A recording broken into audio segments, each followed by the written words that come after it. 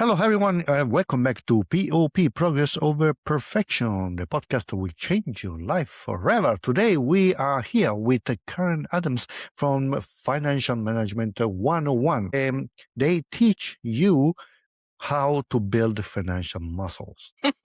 We need financial muscles. In this episode, the fourth of three, and the first we talked about what is a prenup, and we talk about the wills in the second, and the third we talk about investing 101. So if you are interested about these things, go back and have a look. In this one, we're going to talk about superannuation and what is a binding debt nomination, because I don't know what is a binding debt nomination. I probably have it, but is a word that I don't use as a Italian living in Australia. Probably I don't use that word. Maybe I call it something else, insurance. I don't know, but will be very interesting because super is such an important topic for all Australians because it's the first type of investment that we have.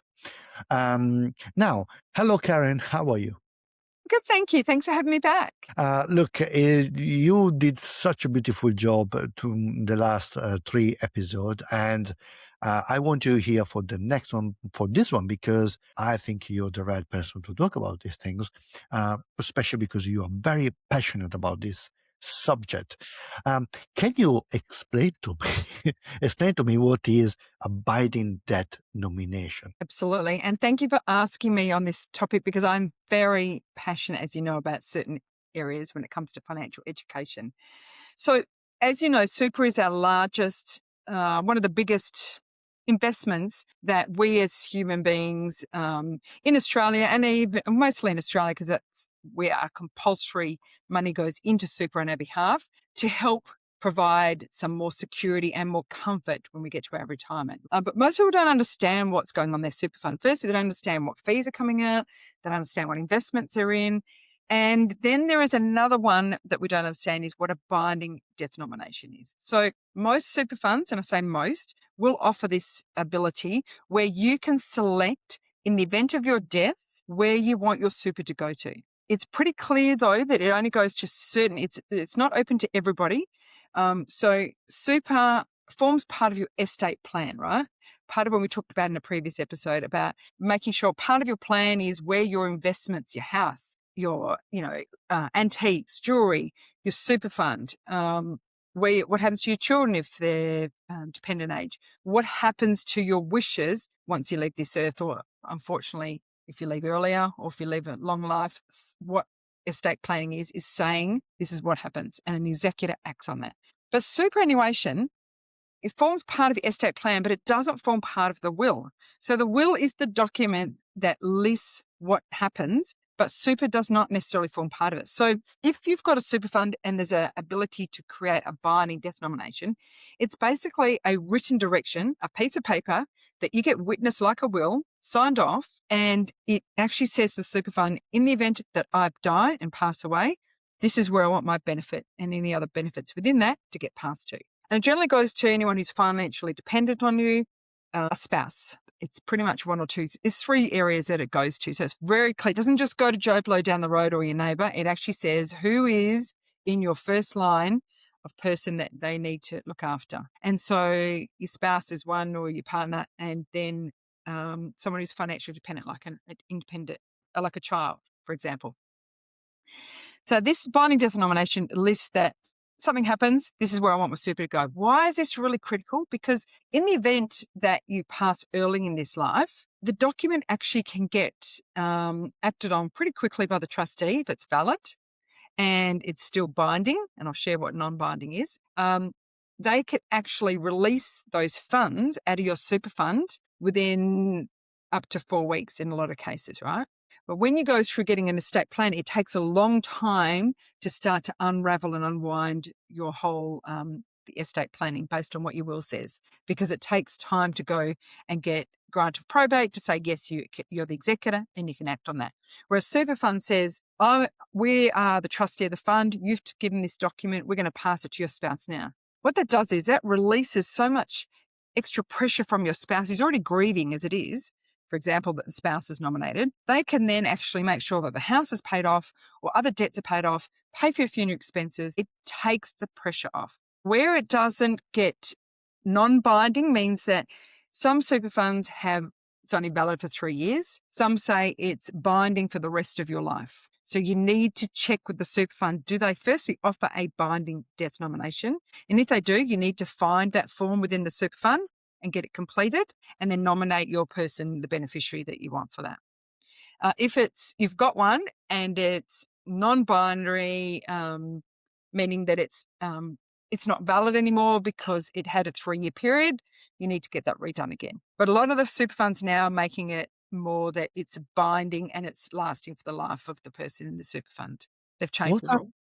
What happens if I don't have this binding to my superannuation? Okay, so if you don't, and in your case you don't have a will either, that makes your wife's life a little bit more challenging because she has to go and sort out, one, you died intestate without a will, and now you've got a super fund that doesn't actually take pressure off her with a binding death nomination so that she can help alleviate some pain by getting more income and cash in to help pay for things.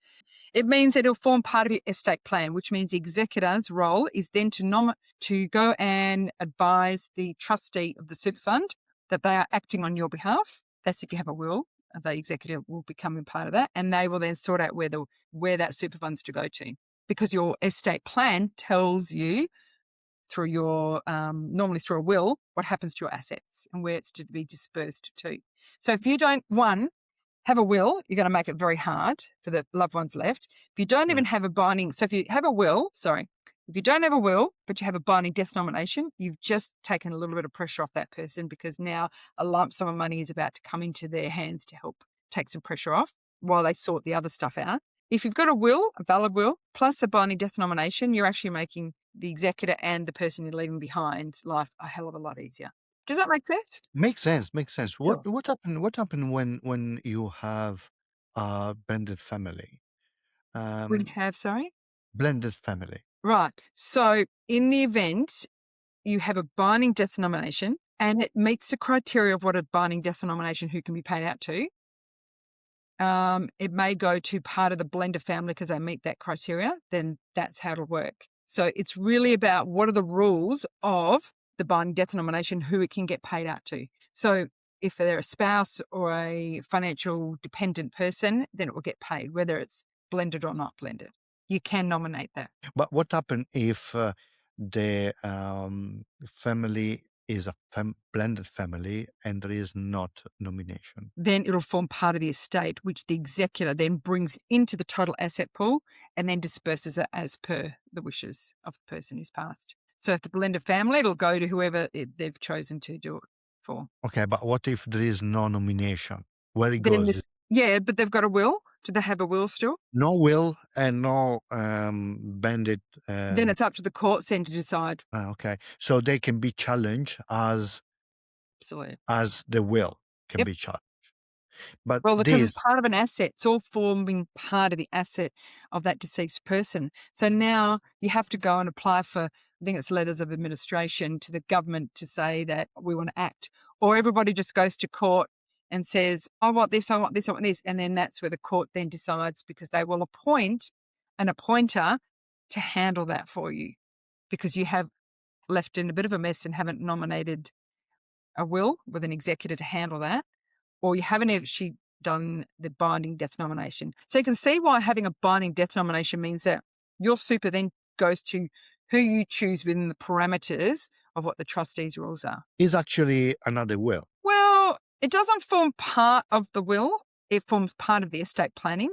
And so that's why we say estate when you die, part of your planning. So it does look like a will. It's a really crucial part. So, you know, when I shared in a previous episode that my will had been stuffed up, well, my husband's will had been stuffed up. Mine went to him. His went to my sister-in-law. Well, because I had a binding death nomination, while we had to sort that, if he died with that will as it is, that would have got challenged and it would have been intestate, because basically it didn't die without a will, but it would have been challenged because I'm his wife and he nominated my sister-in-law. So I would have had to go and challenge that because that document was incorrect. Meanwhile, I'm doing the grieving. I've got bills to pay, mortgage or whatever, I'm getting a lump sum super paid out so I can deal with that because he's nominated me as his binding death nomination. So one part of the stress has been taken care of, but I'm dealing with the next part now with an invalid will because the will was incorrect because it nominated my sister-in-law. It's interesting because I think I have it, this one. I don't have the will. I have it. And it's good to know this one. Yes, because you know what? You're going to save your wife a little bit of pain, not a lot, just a bit, because that's one part of the estate plan she doesn't have to figure out. Because if you're binding death nomination within your super fund, the document that says what happens in the event of your death goes to her.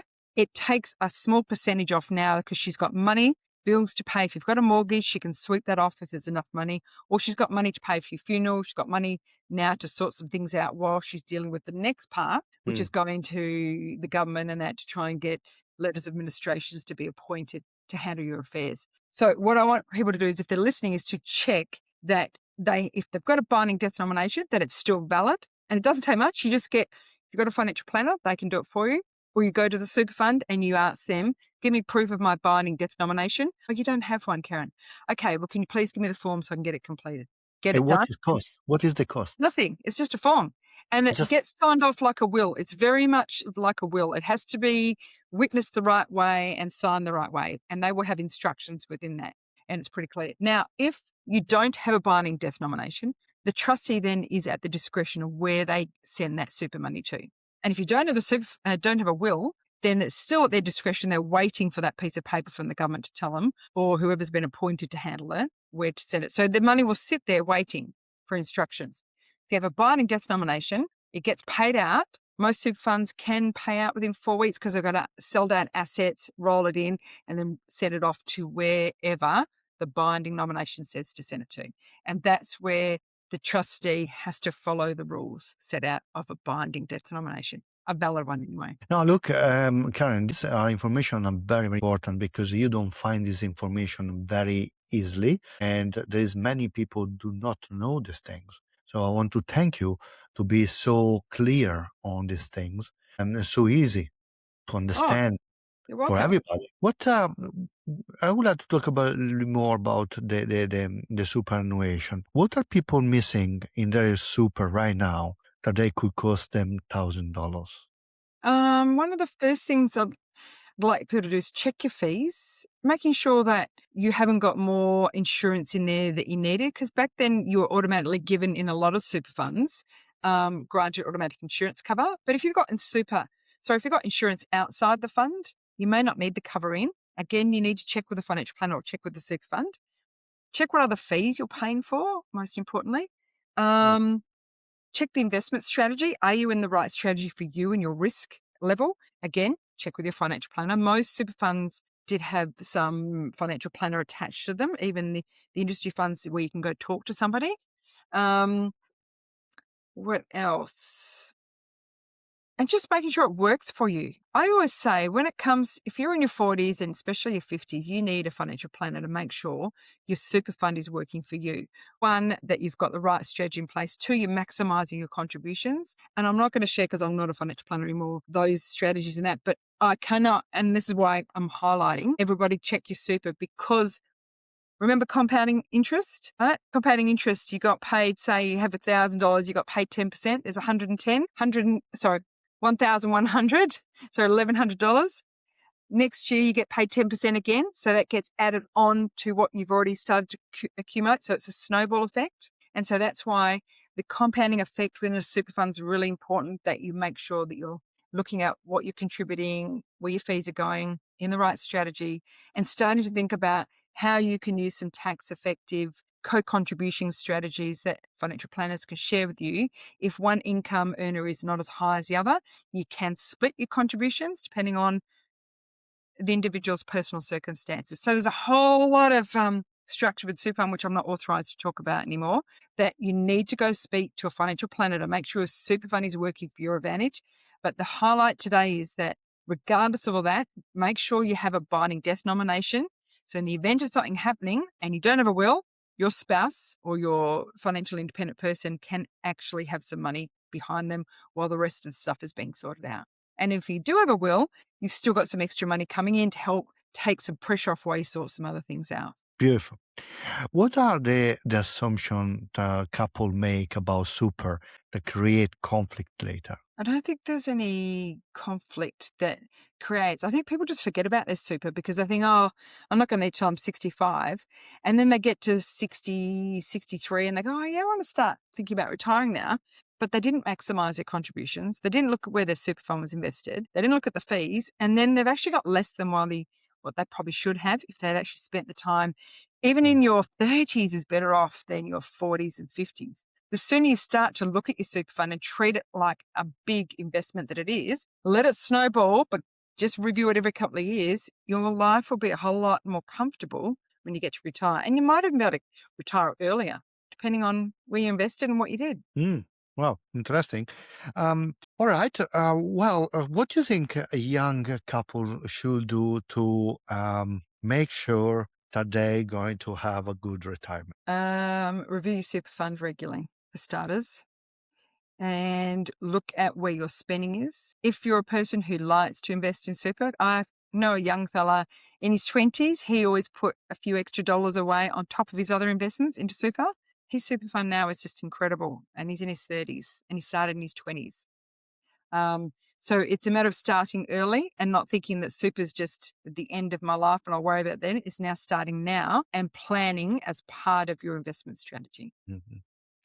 Very interesting. There is anything else that you want to talk about? I hadn't asked you about superannuation. Yeah, get financial advice early. Don't leave it too late. That's the common thing that a lot of people that I speak to when they're in their 60s go, I wish I'd spoken to someone early. And I'm trying to help them with some debt management. And I just say, go speak to your financial planner now because you've probably got 5 years. It's never too late. You may have to retire a bit later if you want to live a bit more comfortable. Then you've got to start really maximise your contributions. So please don't think of that super is an old person's investment. It is not. It is a young person and middle-aged person.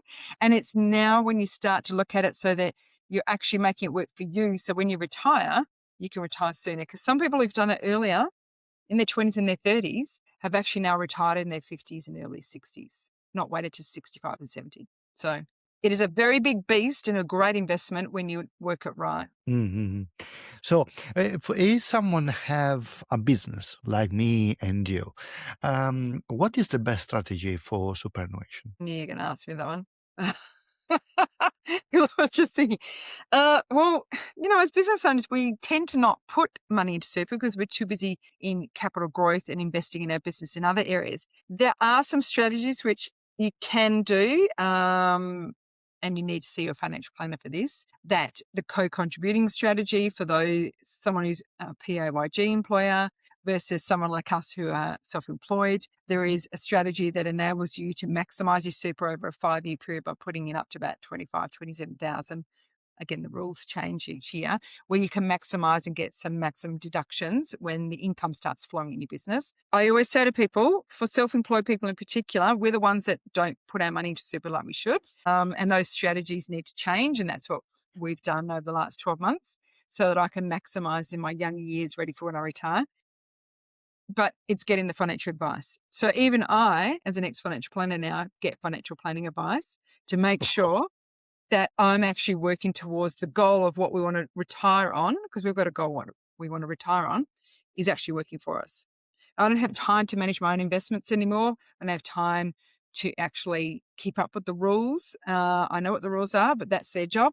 And so we are doing a co-contributing strategy as well, because like you, I've been investing more in my business and have put less into super. And Mm. now it's about me investing more into super. Yeah. But I do have my binding death nomination, which I checked 2 years ago and again this year when we did Good. our will. I got the lawyer to make sure that it was, and it's ticked. So in the event, while we're getting our will updated, I still had the binding death nomination in place. And that is valid Fantastic. for the rest of the time. So yeah, I still have to check things to make sure that they're in place as well. Fantastic. Fantastic. Well, if you could meet yourself younger, okay, um, maybe 16 years old, what are the advice that you would give to her according on what we talked in the last 4 weeks? Hmm. I would say I was always good with money, so that wasn't going to be a conversation. I've always been good at finding opportunities to earn more money. So what I say to myself, superannuation is your biggest asset. Start putting extra away. I was fortunate enough to work for companies that paid me extra, so my super built up. But if I didn't, I would say even if you put $100 a pay or $50 a pay extra, the compounding effect now would be exponential. I wish I knew back then some of the strategies I know now about paying your home loan off faster. So I would say to myself, I'll probably, it's a hard one. I wish you'd give me a heads up on that one. It's look, I think because I'm where I'm at now in my 50s, super is very top of mind. But in my 30s, it wasn't. But when I got paid extra super money on top of the compulsory, it was a great benefit. I knew that it was a good strategy. But did I put extra in myself? A little bit, but not too much. If I'd known now, I would have smashed more in. Want to have more income before you have a family? Absolutely. Yeah, probably learn money faster about how to pay your home loan off. I didn't know how to pay my home loan off faster back then. Strategies are now around to make your life easy. And that's what I teach people because I don't like seeing people out of debt. I never had debt. I only had a home loan and I had investments. But if I'd known the strategies back then that I know now, I would have actually been debt free faster.